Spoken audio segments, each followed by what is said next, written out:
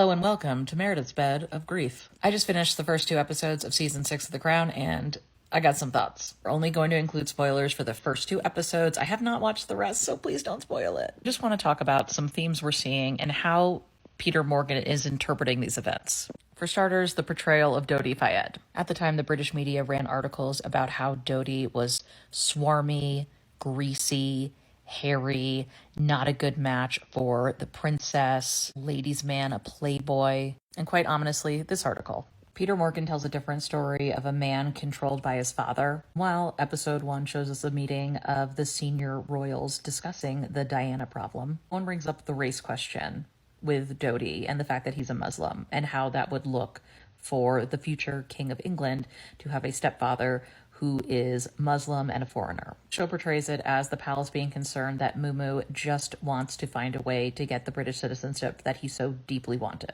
which he did want, and he bought famous establishments like Harrods to try to earn entry into this world. At the time, the Birmingham Daily Post put it this way about Mohammed Al Fayed.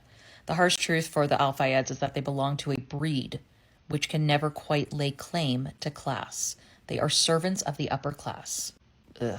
So far, we're setting up a storyline where Muhammad is the aggressor, the mastermind, and Dodi is just one of his pawns. And then about the whole wedding to Kelly Fisher. It is true that Kelly Fisher had been seeing Dodi Al Fayed, but I'm pretty certain that that whole 3 weeks till the wedding storyline is completely made up for the dramatic impact that it would have. It is only from Kelly Fisher that we have ever heard that they were engaged. Whether it was for publicity or not, Kelly Fisher and her lawyer sued Al Fayed for a breach of contract, which they dropped after Dodi passed away. But you see, we have stories like he's no good in bed, says Kelly, dies warned of new love. Another Kelly Fisher story. I'm not saying this wasn't distressing for Kelly Fisher. We'll say we don't have the full story, though, because pretty much all we know comes from Kelly Fisher. And there's the media rehabilitation of Camilla Parker Bowles' image. In the show, you'll see Mark Boland, who was their private secretary / spin doctor.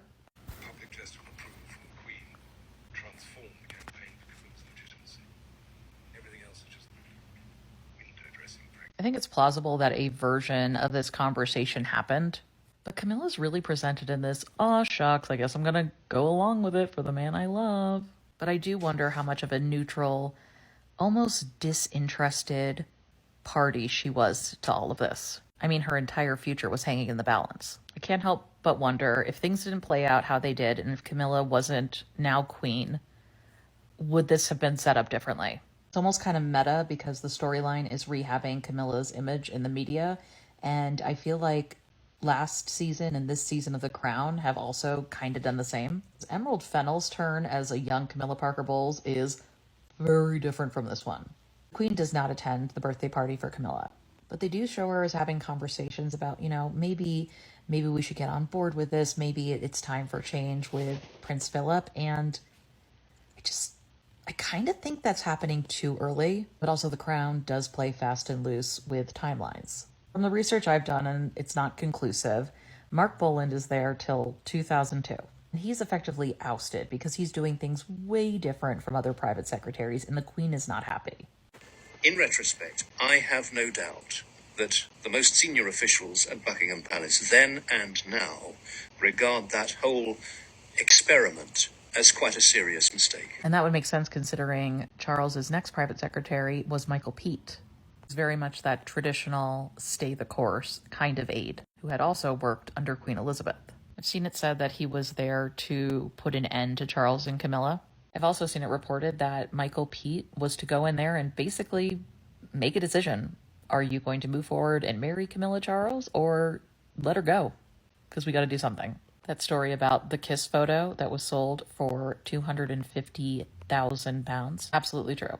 I am interested to see further on how Peter Morgan indicts or does not indict the British media in their role of coverage of Diana and buying these photos, incentivizing paps to go out for more of these types of photos. We've also seen a really interesting juxtaposition between Duncan Moore and Mario Brenna. These are two photographers, but Mario is like slick and he's going to get that best shot, and he drives a convertible, and he is foreign. On the other hand, Duncan is a good old UK boy. Duncan is shown getting respectful shots. having reverence for the Queen. I'm not saying there isn't a difference between a paparazzi who's chasing people in their intimate moments and a royal photographer that shows up for these like opening ceremonies and charitable endeavors for the Queen. What I am saying is I really hope we get a look into the newsrooms or some of the reporters at the time. So far, the storyline is really playing in line to what a lot of the British media was saying right after Diana's death.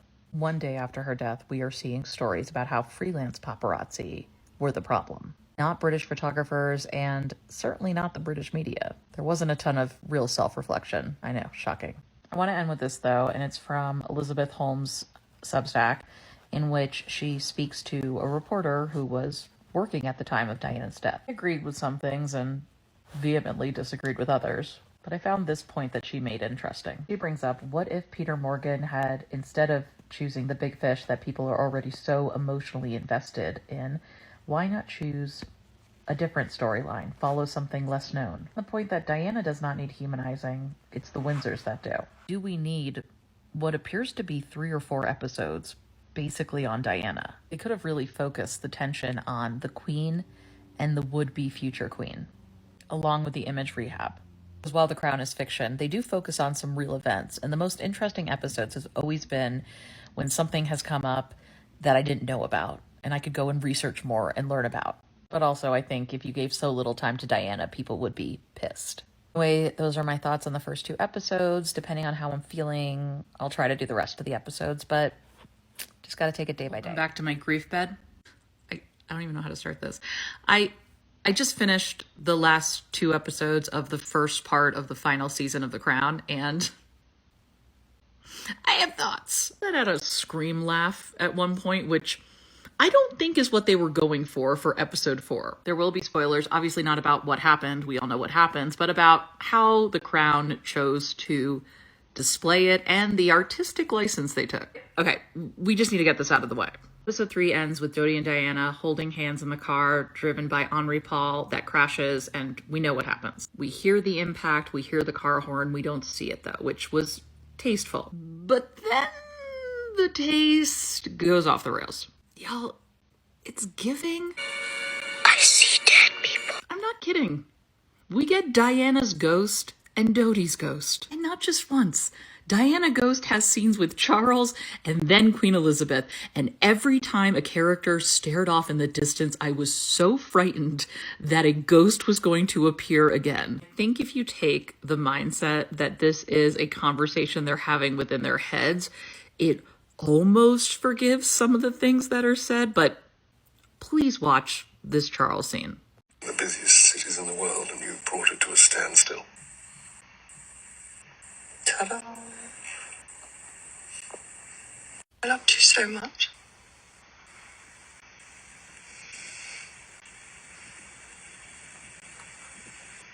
So deeply. So painfully too. It's over now. Be here for everyone with me, Cole. The only way you can make sense of that nonsense is if you believe it's what Charles would have wanted to hear Diana say, because otherwise, what in the beans and toast? Thought about it some more, and I don't know if there's a way that you can do the final weeks of Diana justice. Like, I think you're going to offend everyone, but this is probably one of the worst ways. I don't know if they did justice to Dodi and Diana's relationship. Muhammad becomes almost a cartoon villain. It just all felt cheap. And then this whole breakup scene before they get in the car is just like, what are we doing here? I feel like in better hands, this would have been written differently.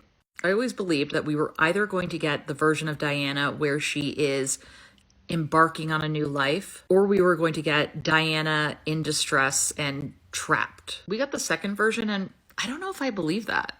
Here's where I think there's a structural issue with these 4 episodes. Diana and Dodi do not hit papers as a couple until July. They die at the end of August 1997. This was a whirlwind couple of weeks, and I think extending it for 4 episodes lost that urgency. I think they could have done one really strong episode, just showing the intensity of the pace and all the stuff happening and breaking and the news stories and the confusion and the fear, and then done. Because that was the pace. I think as an audience, you lose the sense of how quickly this happens because you're watching hours of these few weeks. That leads me to my second issue, which is the way the writing for some characters has changed abruptly starting in season 5. And I know the characters are older and they have changed, but it's so wildly different. Charles is still petulant as an older Charles, but he's also kind of dictating to his mother what should be done after Diana's death and is very emotional and has like a pulse on how the world is feeling. It just feels off. I also feel like the Queen has been very flat since season 5. And I'm not saying this is all because of the performance of Imelda Staunton. I think it's just what she's been given to work with. I've thought about it, and I think The Crown is good and interesting when it's focused on the crown.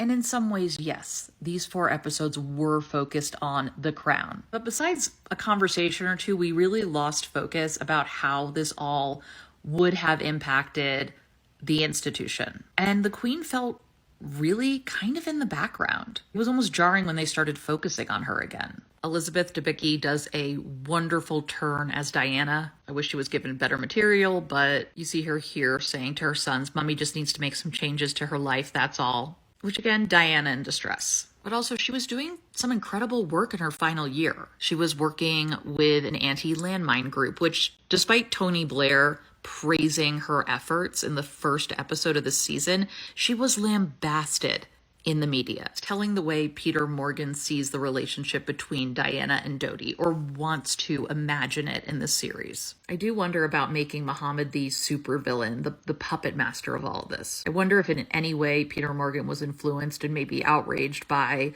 the theories that Muhammad had over why they died and if there was royal involvement. It just all felt a little cartoonish. After season 5 ended with a very clunky metaphor about Queen Elizabeth and an ancient ship, I probably shouldn't have had high hopes for season 6, but God, I did.